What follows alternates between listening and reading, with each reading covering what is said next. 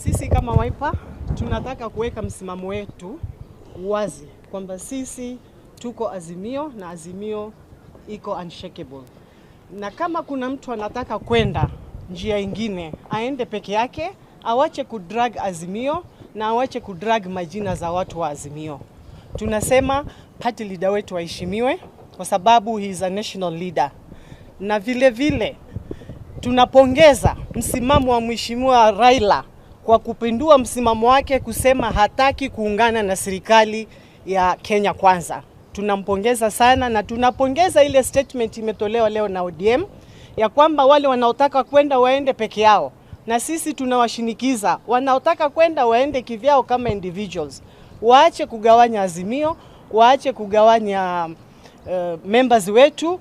Wao wana uwezo wa kwenda kivyao, lakini sisi tuko imara na hatutageuka, and we are not boarding in the existing government. Sisi tuko na GNZ na tunataka yale mahitaji ambayo GNZ wameweka yarekebishwe. Sisi hatutaki kwenda coalition. We don't want dialogue. There is no dialogue. This is not a political issue. Hii ni mambo ya leadership, mismanagement, corruption. Tunataka president atoke kimasomaso, awaeleze wa Kenya zile issues ambazo amepatiwa, atazitackle vipi, atazitackle lini, na yale anaweza kufanya afanye, na yale hawezi aambie wananchi. Hiyo tunataka transparency, hatutaki mambo mengi, no dialogue. Kila kitu is on the table, he knows what to do, let him do it. We don't want dialogue. Thank you. Yeah, let me go on record also to say that Azimio as a coalition, no single party has given notice under Political Parties Act to quit. But individuals belonging to Azimio coalition or who has been nominated or elected under Azimio would wish to join the government, and we want to say that they are free to do so. Those who want to be appointed, they can present themselves, and I believe they will be vetted. We also want to say that, you know, there are issues related to GNC. There are Kenyans who have suffered during the Maandamano time, the Azimio ones and the current Maandamano. People have died. Even some have not yet been buried. In Makueni, we have a total of 10 who have died in this Maandamano business. And we are saying there must be justice. Justice has to be served to these families. There is a young man of 12 years who died. The family needs to see justice. All police officers who killed people are known. The police officer who killed Rex is known. We need to see them prosecuted. And that will give justice to Kenyans, will show fairness. But the government has not even addressed that particular issue of those people who have died and whose people's properties have been destroyed. So I want to see justice served to Kenyans who are injured, those who are in hospital. There is an act of parliament called Victims Compensation Act, which was brought to the House by Millie Odhiambo. It has a Victims Compensation Fund. These victims deserve, you know, to see justice. They deserve to be compensated. They deserve to be taken to hospital. And therefore, without addressing that, it is difficult to address another matter when Kenyans are suffering.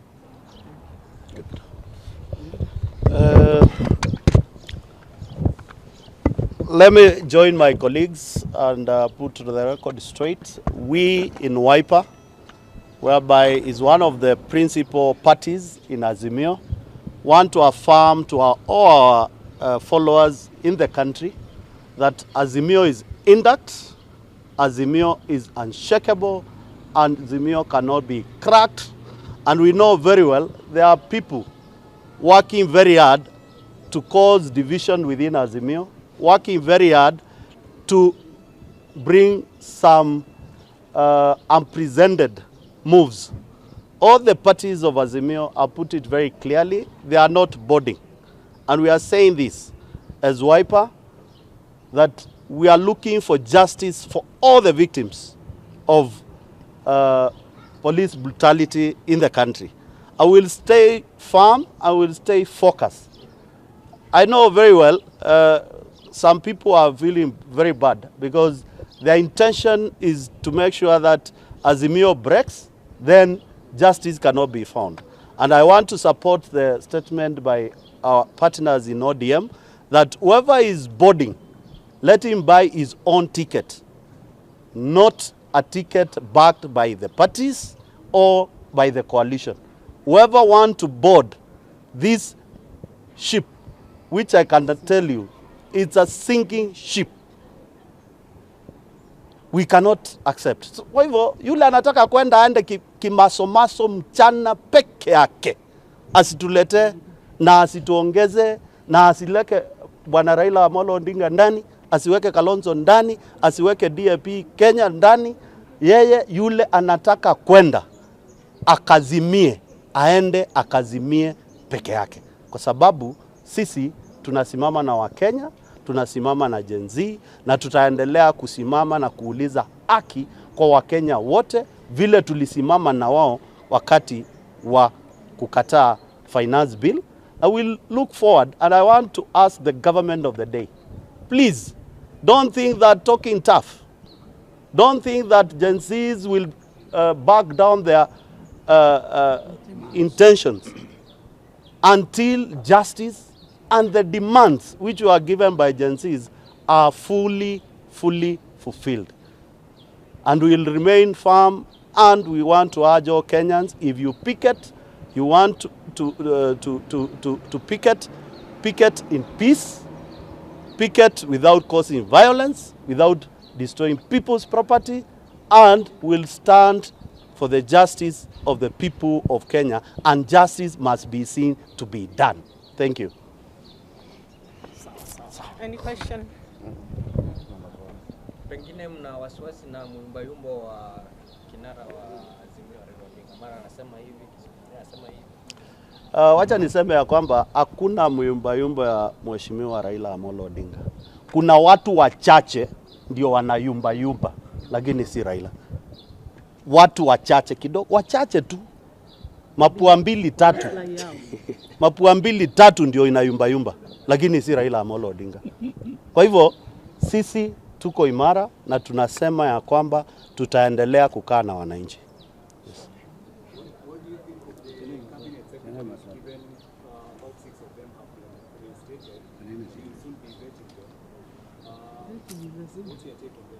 I want to say that the Speaker of National Assembly, a renowned lawyer, has been very clear. You know, once cabinet has been dissolved, then you cannot say that you had been vetted before. And there was even a gazette notice. Everybody has to be vetted afresh. And that is the legal position. There is no way you can say you were vetted before. There was a bad precedence of 2013 and 2017 when it had a different reasoning that particular time. But right now, no one had then been sacked. Government had come back to power. But for now, everybody had been sacked for a good reason. Those who have been reinstated, they have to be vetted afresh. We speak kidogo tu. Kuna nafasi ambazo zimetolewa chama cha upinzani kama mrembo wa upinzani. Kama waipa mkipewa nafasi mtachukua ama bado mtakataa? Hatupandi hilo ndege ambayo inaenda kuanguka. Hatupandi na hatutaki na hatufikirii na hatuangalii. Kwa hivyo, if you want to appoint Bwana Ruto, appoint your full cabinet tomorrow, but forget about us. We are not interested at all. Not as Azimio.